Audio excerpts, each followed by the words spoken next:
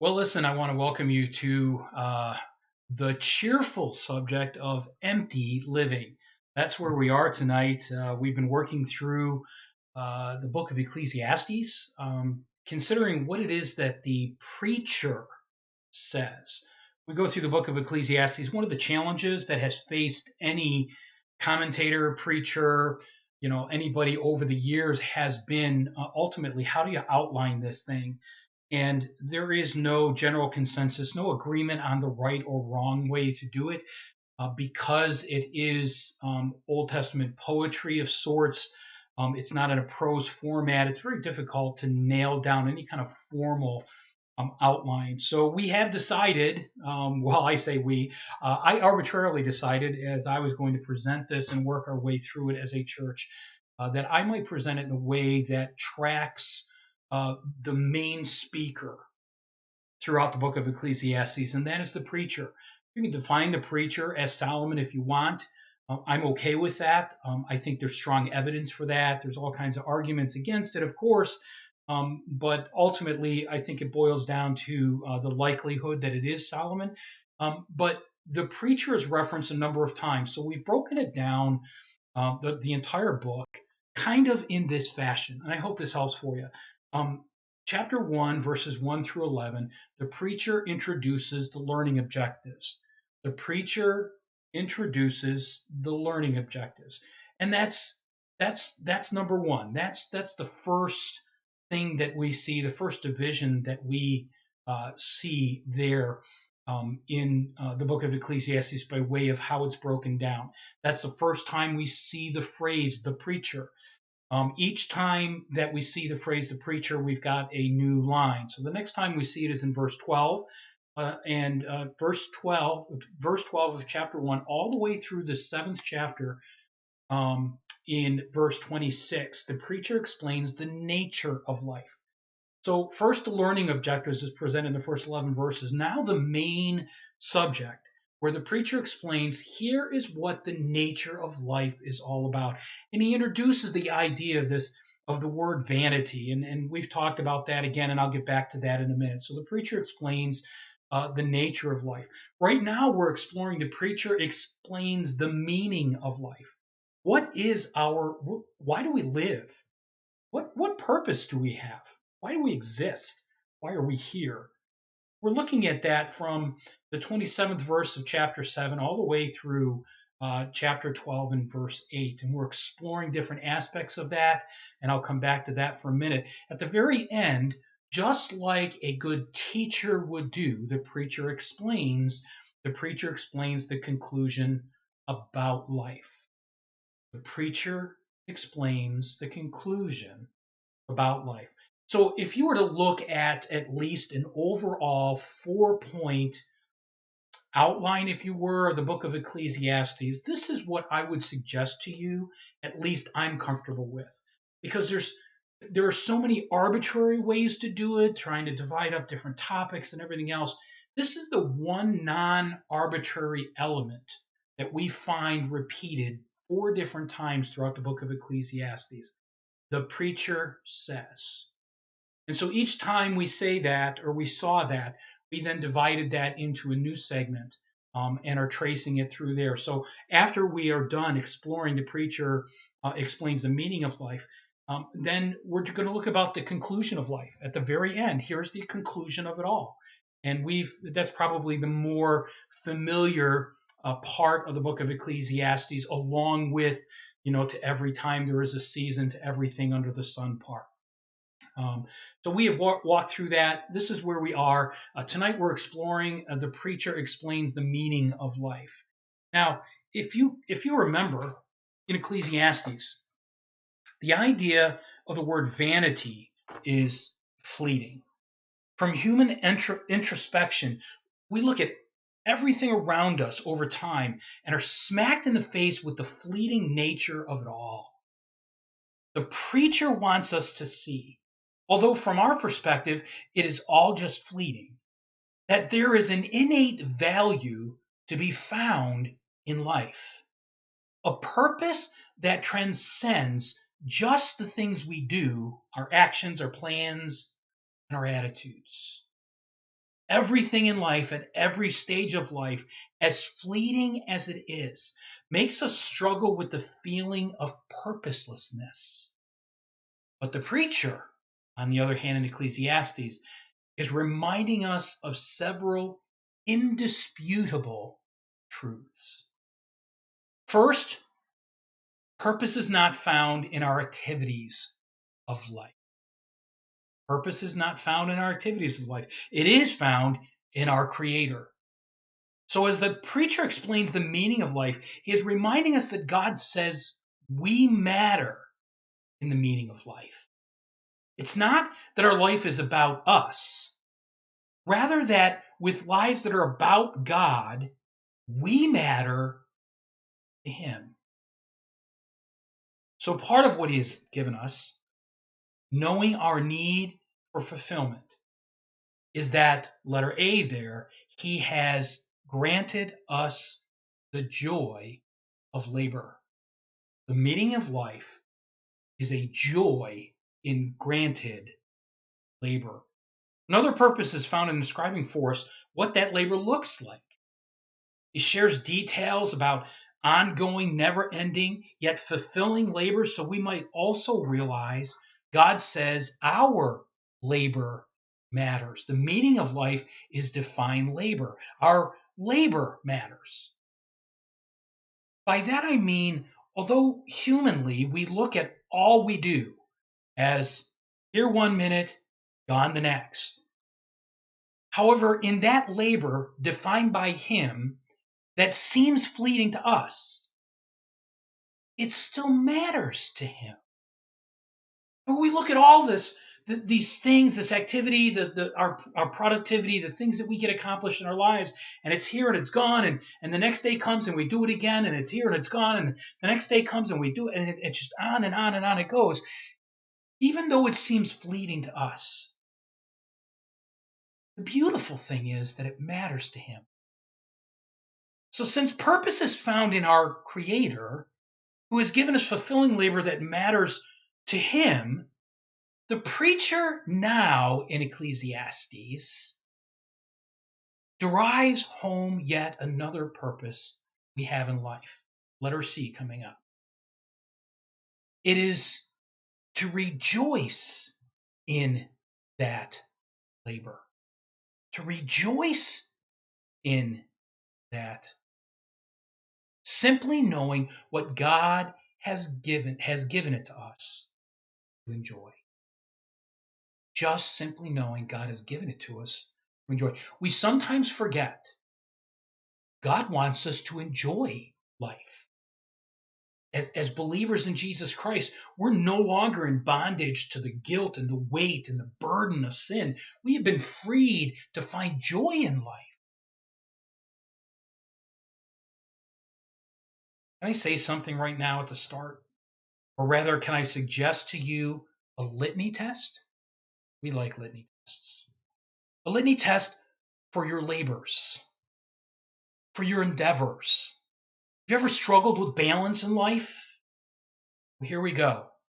I'm going to try and give you a litany test. Can I suggest this so you might know whether your labors are God-given or self-inflicted? Can I give you a question you can ask yourself to test the sometimes overwhelming laundry list of daily droning endeavors we enslave ourselves to? Before I do, think about this. Not all labor is fun to do. That's not what I'm talking about here. Labor is called labor because, well, let's be honest, it's labor. It's hard work, and frankly, we don't always enjoy what is hard while we're doing it.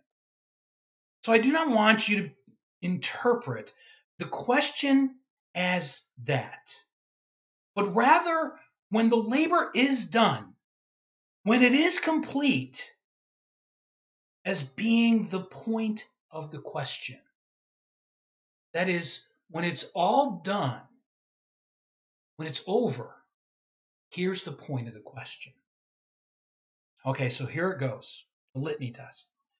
As you finish the labor at hand, whatever it is, with each task remaining in the lineup still, evaluate which category the completed tasks fit. Is it God-given or self-inflicted? Now, the question's coming. That's not the question yet. You're going to evaluate, using this question, which category the labor you just completed fits best. God-given or self-inflicted? You do this by asking this question.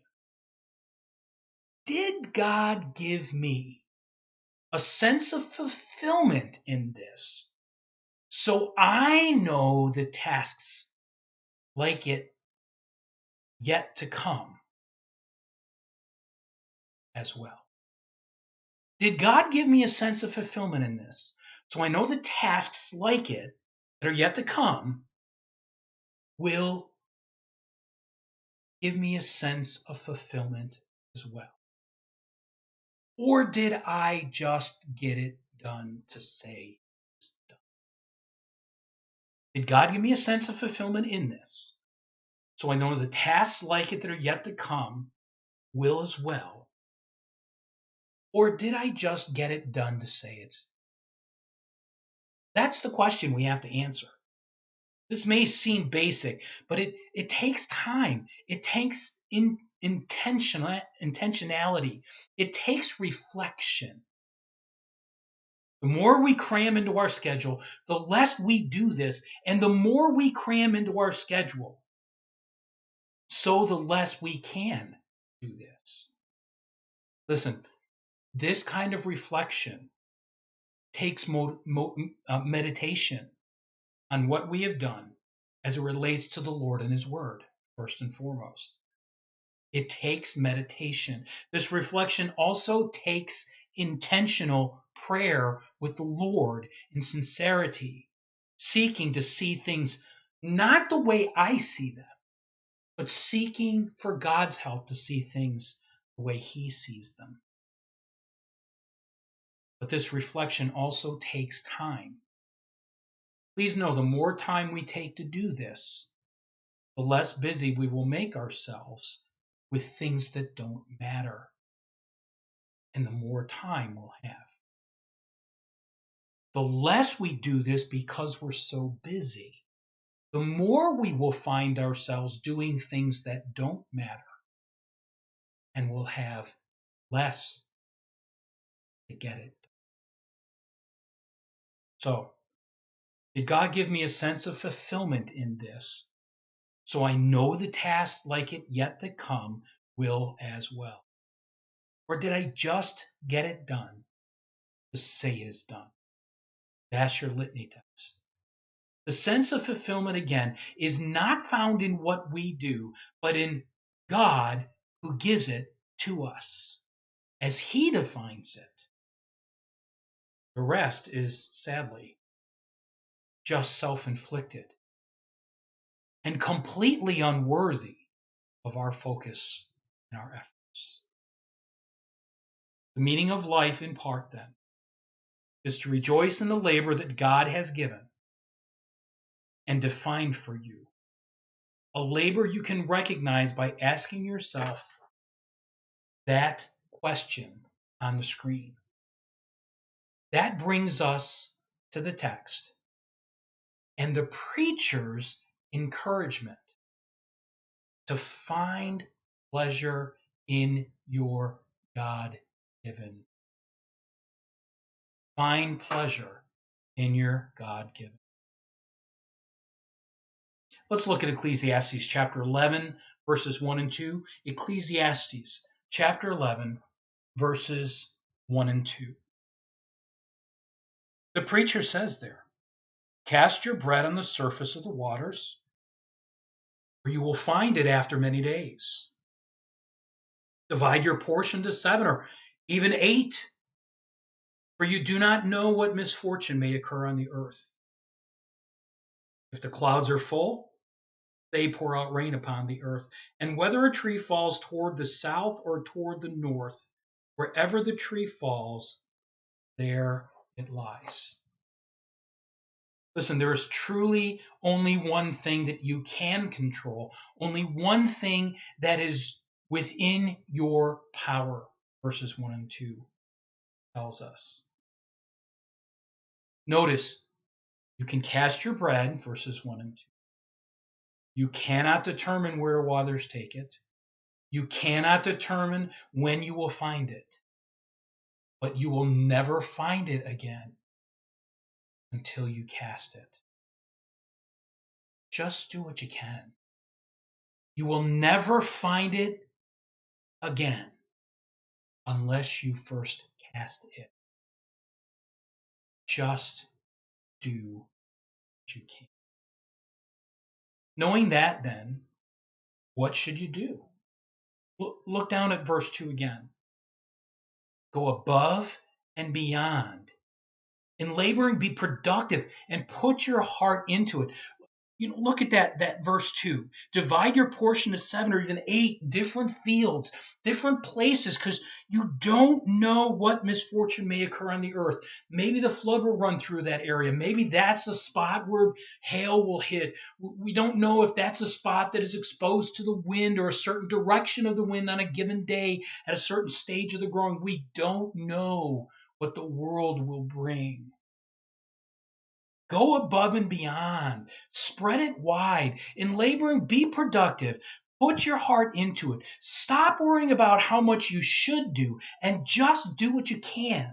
Stop worrying about what you cannot control and just control what you can.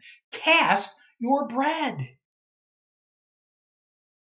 What labors do you do on a regular basis that gives you a sense of fulfillment when they're completed? Look at the things you have yet to do. Find the ones that are like the ones that make you feel fulfilled. Make them a priority after the fact, the ones that are yet coming. And then do what you can with your whole heart. Pour greater excellence, not greater things, not greater tasks, but pour greater excellence into those tasks that are the priority and do them with your whole strength. We have a tendency, humanly speaking, to pour all of our energy, our greatest excellence in doing as much as we can instead of doing the most excellent that we can. God wants us to reverse that. He wants us to complete things, identify those things that give us fulfillment. They don't leave us feeling hollow afterwards. What made me feel like I accomplished something, like I fulfilled something? Identify those things. Look forward at the priorities that are yet to come and notice those things that look like the ones that's already fulfilled. Make them the priority over all the other stuff that you have to do. And then instead of pouring excellence, pouring all of your excellent energy into getting everything done, pour your best excellence into the things that are important, that are priority.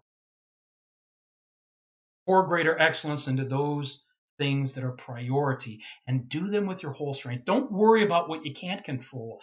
Just do what you can. Let's look at verse 3 now. We read it a minute ago. Let me read it for you again. If the clouds are full, they pour out rain upon the earth.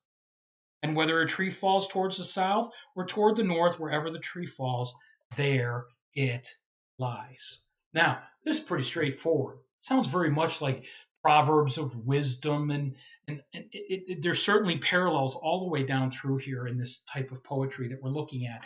But listen, I want you to think today it might rain.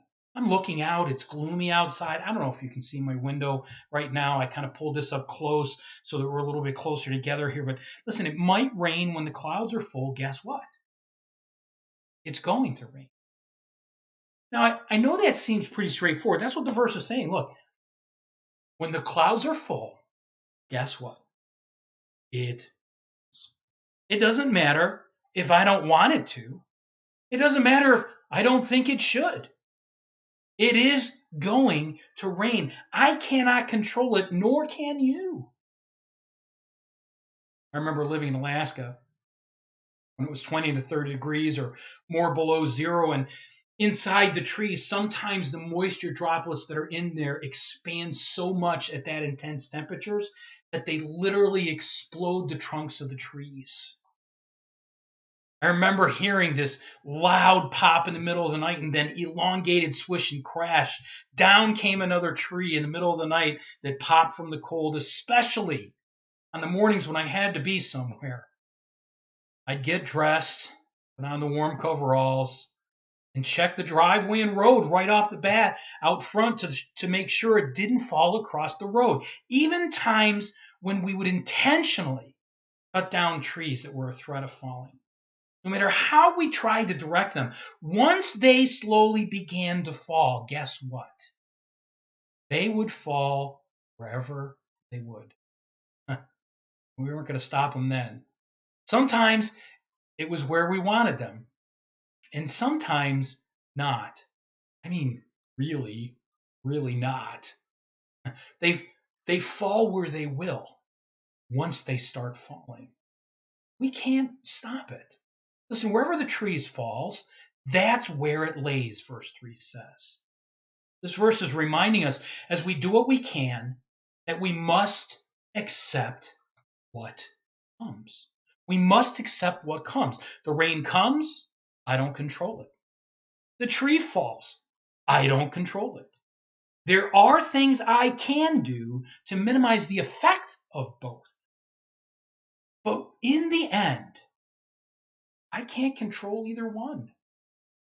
I can't control what happens with the labor that I do today that is fulfilling labor for God, that satisfies me when it's complete, that I've made a priority, that I'm pouring all of my energy into and all of my excellence into as priority. But I can't control what happens. I have to, in part, simply accept. So the preacher is saying, do what you can and accept what comes, knowing we are not in control. It's a little fatalistic, but it's not, and we'll see that in a minute. But simply put, what comes, comes. I, for one, am so glad the preacher didn't stop there. Look at the next verse with me, verses 4 through 6. He who watches the wind will not sow. Notice the wind in reference to the trees in the previous two verses. And he who looks at the clouds will not reap. Think about the full clouds and the rain. That's what he's talking about.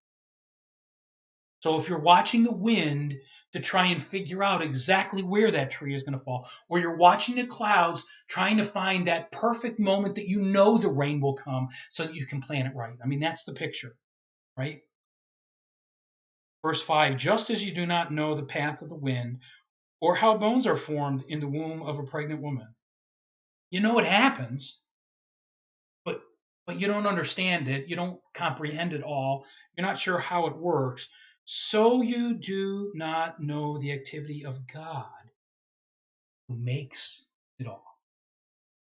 He makes all. Sow your seed in the morning. Do not be idle in the evening, for you do not know whether morning or evening sowing will succeed or whether both of them alike will be good. To stand there watching the wind and the clouds, waiting for just the right time, forgets the most important thing of all when considering the timing of it all. The fifth verse ends with, so you do not know the activity of God makes all things. That's the key. It's not fatalistic. Fatalistic is like, oh, well, we can't do anything about it. Whatever is going to happen is going to cause it to happen. No, because even those things don't have control over themselves. The clouds, the wind, the trees, the rain, they are all according to God's decree. They're all in His hands.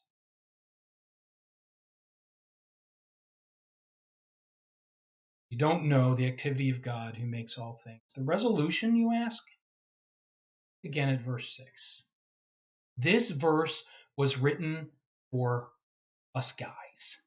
Like, let's be honest. We like to fix things. We like to work with our hands. We like to check things off our list. And this verse plays perfectly into that divine drive within the heart of man. That is how we operate. Here is what to do, guys. Realizing the tree and the rain will fall as it wills according to God's decree. Sow your seed. Do the labor God has given you. Prioritize it. Those that are priority, put your excellence into.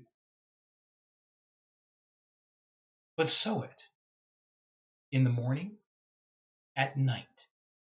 Don't wait for that perfect time when you think the wind is blowing the right way, when you think the clouds do or don't have the right rain in them. Don't wait for that perfect time. Just do what you need to do and do it now. Maybe the morning crop will sprout. Maybe the evening one will. Maybe they both will. You see, that part is in God's hands.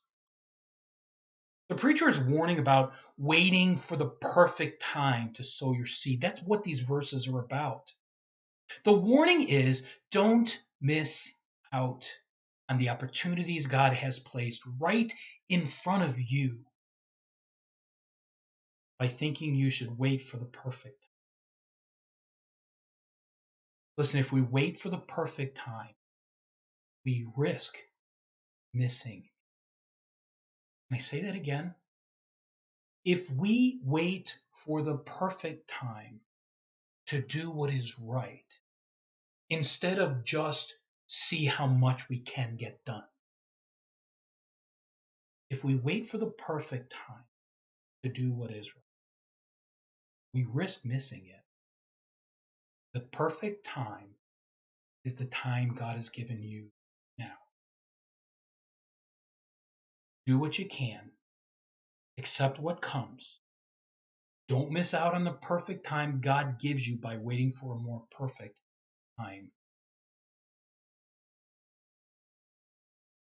Do what you can.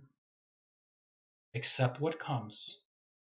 Don't miss out on the perfect time God has given you by waiting for a more perfect time. Not only should you find pleasure in your God-given labor, but you should find pleasure in fulfilling your God-given longings as well. Your God-given longings.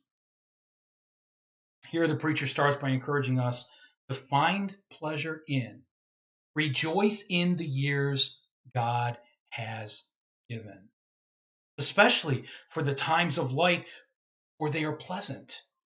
Look at these verses with me, if you would please, verses 7 and 8. The light is pleasant, and it is good for the eyes to see the sun. It feels good. Indeed, if a man should live many years, let him rejoice in them all, and let him remember the days of darkness, for they will be many. Everything that is to come will be futility.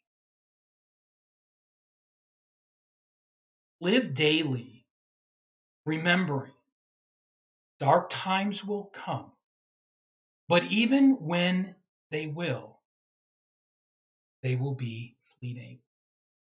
They won't last. And the light will return. If life is fleeting, that's the idea of the word vanity in the book of Ecclesiastes, not necessarily emptiness, just hollow by way of lasting. Its effects or its meaningful effects don't last. They're fleeting, hollow. So keep in mind that we find pleasure in the times of light. We must keep in mind the fleeting nature of the times. They too are fleeting. And simply just rejoice in the years God gives. Take joy in the times of light. One of our church members, every time I ask him how he's doing, his answer is, I'm having the time of my life. Isn't that what this is saying? Just take joy in life, in the times of light you have. Now let's consider verses 9 and 10. Rejoice, young man, during your childhood, and let your heart be pleasant during the days of young manhood. And follow the impulses, what? Of your heart. Notice that. And the desires of your eyes. Yet, know that God will bring you to judgment for all of them. So remove grief and anger from your heart and put away pain from your body, because childhood and the prime of life is. The preacher finally encourages the reader to take joy in their youth. He wants them to follow the impulses of their heart and desires of their eyes. Now, lest we get the wrong impression here, the reminder is there at the end of verse 9 that God brings them all into judgment. So it carries a strong implication to what kind of desires and impulses the youth are to follow. Simply put, those that God will judge as right. He's saying take joy in healthy longings so that you can and so that you will find pleasure in them. Take joy in healthy longings so that you can and so that you will find pleasure in them. Remember, he wants you to enjoy, as he put there, the impulses of your heart. We're told that the impulses of our heart are wrong, that we need to be warned against them, but not so according to the preacher. As long as we do them in the mindset, as long as we pursue them and follow them in the mindset that God is going to bring them into judgment. So do the impulses that we know as we evaluated what we have completed, so that we can prioritize what we're going to have to complete, so that we know which ones truly do matter, truly are priority, truly do match what God wants. They're God-given, not self-justifying. And the desires of my eyes. We're warned about where our eyes wander and what we look at and how we long for those things. And yet, as long as we do it with a mindset of what God brings into judgment, I can take joy in those healthy longings and find something to celebrate, find a pleasure in it rather than the weight of it. Take joy in healthy longings so that you can and so that you will find pleasure in them. Listen, pleasure is not wrong if it is God given, not self justified. Take pleasure in doing God given labor to fulfill God given pleasure while you know that dark times will. So rejoice in times of light. Look at verse 10 with me. Verse 10. So remove grief and anger from your heart. Put away pain from you.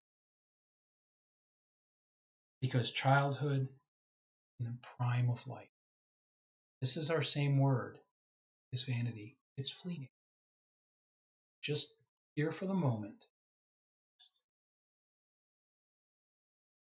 Know that dark times will come. So rejoice in times of light. Just be careful to not hurt yourself alone. By not looking at what God says is priority and directing your excellence and all of your efforts to the priority first.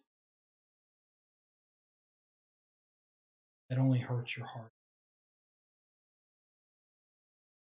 Don't do things you shouldn't do. That unduly hurts your health, your strength. Only lasts so long.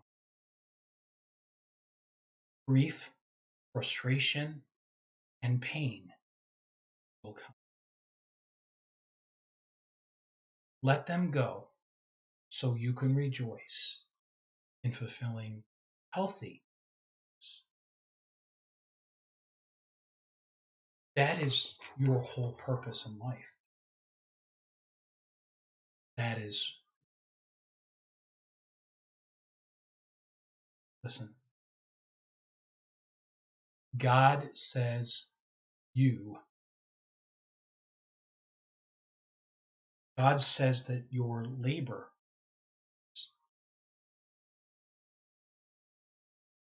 and letter C, God says that your longings matter.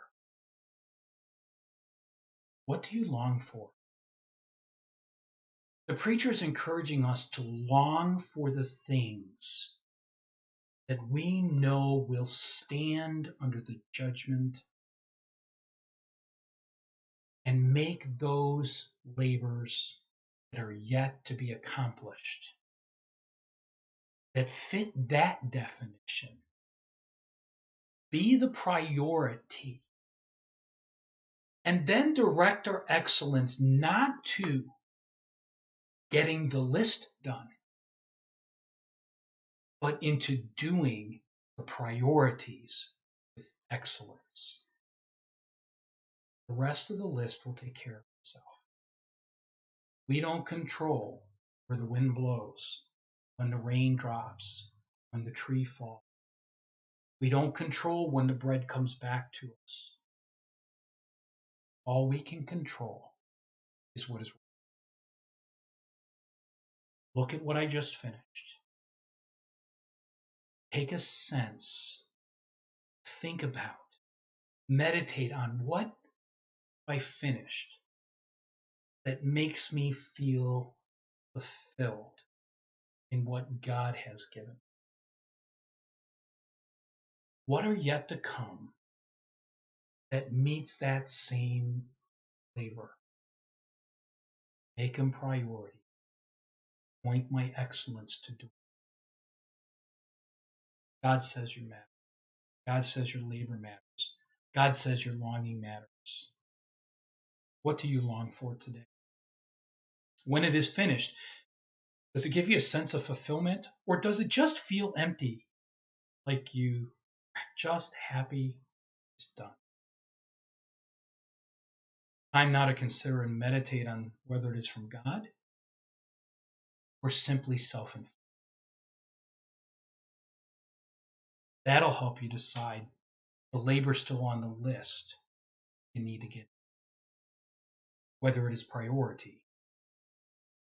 Remember, if you spend your time waiting for the perfect time to do what God has given you to do, you might just miss the perfect time. Right? Not later on the list, after all the busy work is done. But the priorities needs to be. Heavenly Father, we thank you, Lord, the wonder of the reminder that the preacher has given us of how we can assess and evaluate the busyness of our schedule. Much of it, Lord, is self-inflicted, culture-inflicted, others-inflicted. Help us, Lord, to look back at what we have accomplished, knowing that dark days come, but light days are there as well.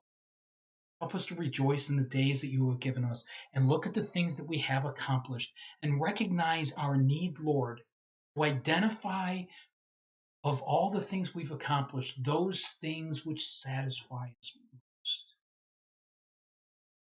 So that we might, Lord, look forward to what is yet to be accomplished. Be able to identify those things that match the things that we're fulfilling, so that we might make those things priority. And we might pour our energy into them to do an excellent mission, rather than simply pouring our excellence into getting a list. Thank you, Lord, for giving us a way that we can plow through this and realize and recognize you did not put us here on this earth to live a life of drudgery, but to take pleasure in the labor that you give us as you. Thank you, Lord, for all the blessings in His name. Amen. Well, thank you all for being here with us tonight. Pray that this is a blessing to your heart as we seek, understand the meaning of life. In part, that meaning is to rejoice in the labor God has granted us, that He has defined, that will stand under His. Lord bless and have